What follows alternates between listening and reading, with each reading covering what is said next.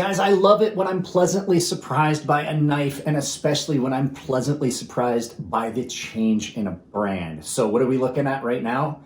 Well, we're gonna take a look at this Firebird Knives FH921 by Ganzo. And I got news for you. I like it, and wait till you hear the price. So we're not gonna talk about that here though. We're gonna turn this around and take a look at it from above. But first, turn down the volume because here comes a little bit of music.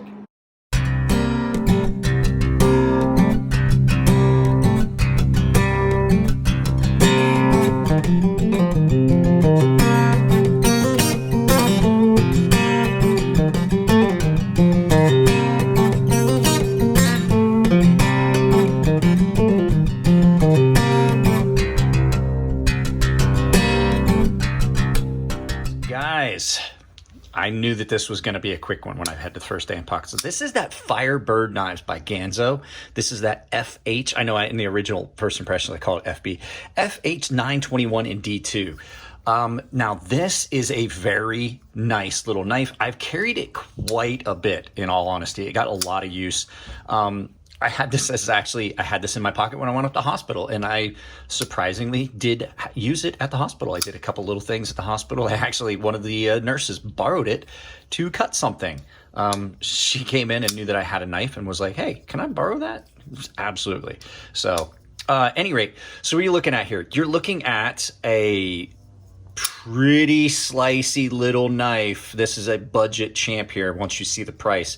We'll talk about that a little bit later. Budget knife, D2, G10, and steel liners. So let's go ahead and put up a spec sheet over here so you guys can take a look at it. You can pause it and take a look and see all the specs. So this thing is slicey. We're going to look at a couple specs in person. We're going to look at the weight. We're going to look at the blade stock and behind the edge thickness. Now, this is a flipper and it has pretty good action. I took this apart, cleaned it up. It's almost drop shut. It probably needs some clean lube because I took it apart, cleaned it up after I did the first impressions. Nice slicey knife. I think I mentioned this before. Any knife that I've seen recently that has this grind profile on their flat grind, where it's kind of angular like this, typically really, really slicey and has a really good distal taper. So this seems to have some pretty thick blade stock, like you guys saw the specs. It is a very nice little knife. So let's go ahead and get those specs out of the way first. We'll do blade stock thickness and edge first, or behind the edge thickness, and then we'll do weight. So hang on just a second. Let me grab that stuff and zero my calipers. All right, guys, we got I wanted to mention this. Jared told me that there's thumb studs that belong here. So there's like a piece that goes in here that acts as thumb studs, but he didn't send it along. So let's go ahead and get the blade stock thickness. Just zeroed this and measured it. So you're looking at 0.13, probably 0.14-ish on blade stock thickness. Yeah, about 1.4-ish. And then behind the edge back here, 0.0165 back there, and how'd they carry it through at the very tip with that distal taper? 0.021-ish. Nice and thin and slicey behind the edge, and I felt that when I did that cardboard cut. This thing did amazing on that cardboard cut test, and I know it didn't look like very much, but it zipped right through that cardboard, and that was pretty thick cardboard that was packaging. So let me go get the scale and we'll take a look at the weight. All right, let's get this set up here. I do have to say it carries really well. I'm a fan of this knife. I'm really digging it. So let's go ahead and do grams first for those that you don't use Freedom units. 113 grams, not at all a heavy knife. In ounces, 4 ounces, still a fairly light knife. Now, I would say that they could have gotten away. They did a little bit of lightening here. I would say they probably could have gotten away with maybe hollowing out the scales, but I did not look real close. I don't remember when I took it apart to clean it up if they did or not. So let's go ahead and get this scale out of the way. All right. Like I said, I carried this knife for a while. It didn't really take a lot of carry for me to get and make a decision about this knife. I really like this. I had skirted away and stayed away from Ganzo knives, like I said, because there's some controversy about, things that they did in the past, not necessarily actual knockoffs, but, basically copies of designs with their own branding on it. So they do have in-house designers now. I've addressed all that in other videos. So this thing is, like I said, G10 with a reversible pocket clip, G10 steel liners, D2 blade. We already covered that. Pocket clip on this is just shy of perfect. I'm honest to God, have to tell you guys, I dig this pocket clip. It's not a hot spot. It's not real high profile. It is reversible, and they provided you with a cover plate. And I mentioned this in the first impressions video. That cover plate does a couple of things for you. You really have got some ability to keep that covered. So if you do want to flip this pocket clip, you don't have to clean these holes out. That's been my biggest thing with some of these knives that have the dual-sided pocket clips, is you basically have to run something through there or clean it up real good, because if you're somebody like me that would carry this out on a construction site or something like that, you're going to get dirt and stuff down in those holes, and then it's worthless. It's really hard to get those cleaned out, especially in some of these materials like micarta, things like that just want to hold on to oil and grit and dirt. G10 is not quite as bad. Speaking of the G10 on it is milled very well. It's attractive. I'm not such a fan of the green G10s, but as far as the way it's finished and everything, it's really good. I would have been go with the black G10 on this one. In hand, I'm going to tell you, I kind of was skeptical about how much I would like this little thumb dip here. But just like the Boyd Dent in the Spyderco knives for the lockback, I grew really, really fond of that. It gives you a point where you can get a hold of it right there at the pivot, and you can really lock down and do some heavy, heavy cutting on it. The jimping is just about perfect.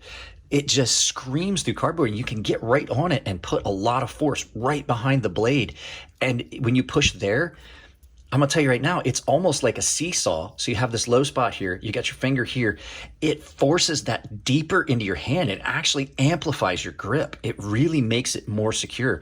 You can hold it back here, but if you get up on that jimping and push down, it locks it in your hand so tight.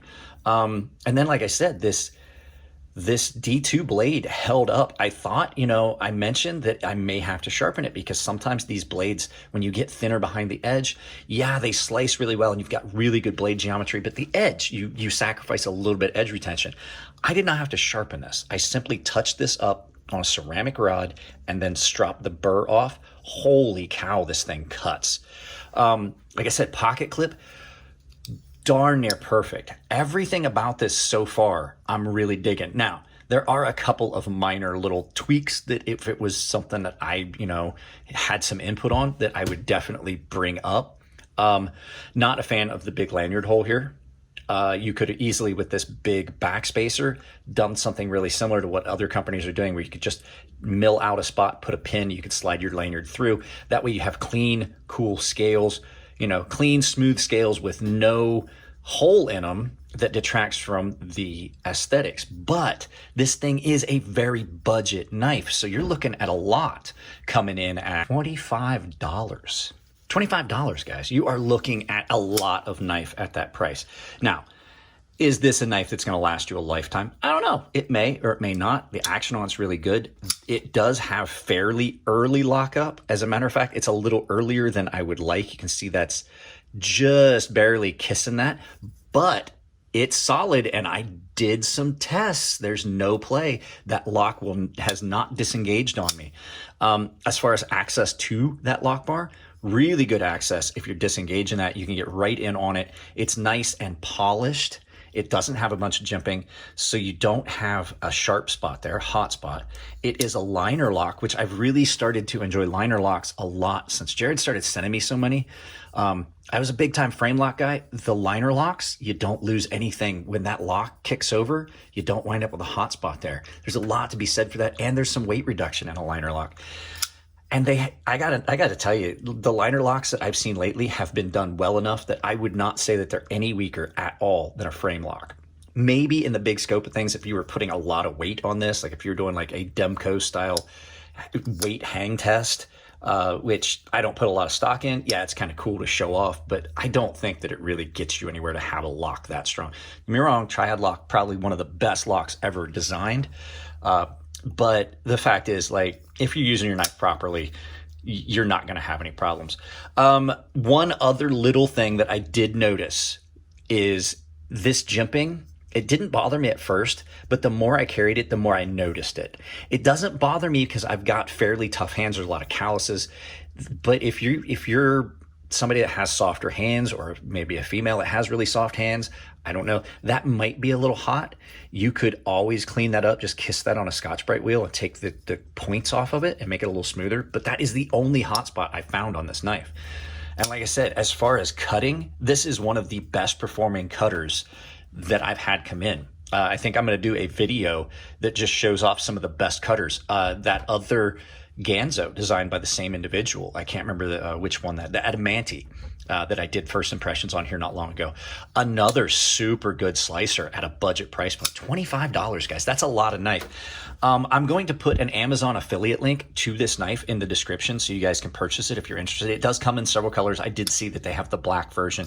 That's the one I'm going to link because that would be the one I would purchase if I was going to get this knife. But yeah, you're getting a lot, and I mean a lot for $25. And like did a good job. Like I'm a fan of the redacted scales where you can see the liners all the way around or completely hidden, but they did a really good job polishing these liners and giving it an attractive look without having to do a little bit of they didn't have to do any extra milling, and it still came out attractive. You can see it right there. It's really attractive. I think it would look cool on the black G10. But like I said, I don't see any hiccups in the milling. I don't feel any hiccups along here. One of the things that you will notice with some of these budget knives is that the finish on the inside of the scales is really rough compared to the outside. And they didn't do this. They matched that. That finish is pretty consistent outside and inside. I did notice that when I had the knife apart. So yeah, guys, I'm really kind of digging this knife. I'm really happy that Jared sent this, and I'm glad that I was able to put my biases aside and give it a good, honest look, because it's a pretty good knife, and it has nice lines. It's an attractive, well-made, good designed knife.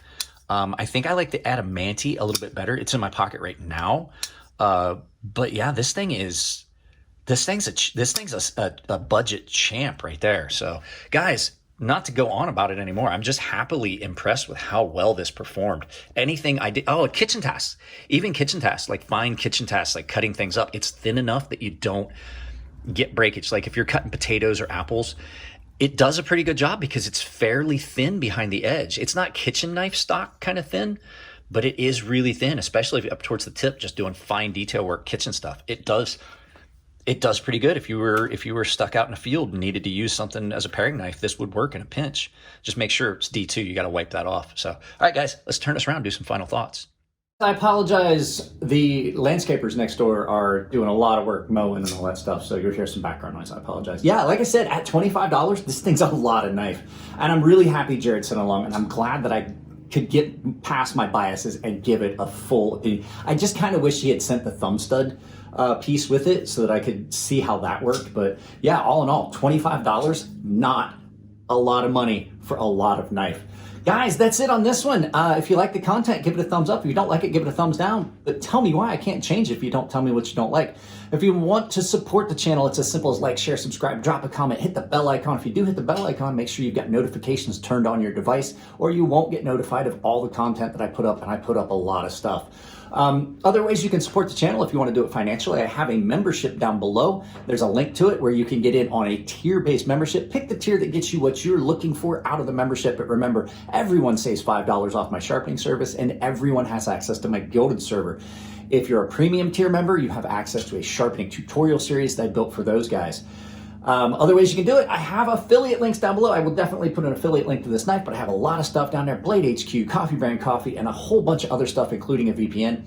And the final way is I have a merchandise store on Ember Shirt Co. where I've set up a coupon code that will save you 10% at checkout anywhere on Ember Shirt Co. Lots of designs, lots of shirts, lots of stuff there. That coupon code is CrazySharp, all one word, capital C, capital S, CrazySharp. There's links to it in the description. Just remember, if you use that coupon code, you save 10% at checkout. And if you send me a picture of you wearing my merchandise, I will put it in a video. Guys, I love you all. Keep it clean in the comment section. If it's your birthday, happy birthday. And I will see you in the next video.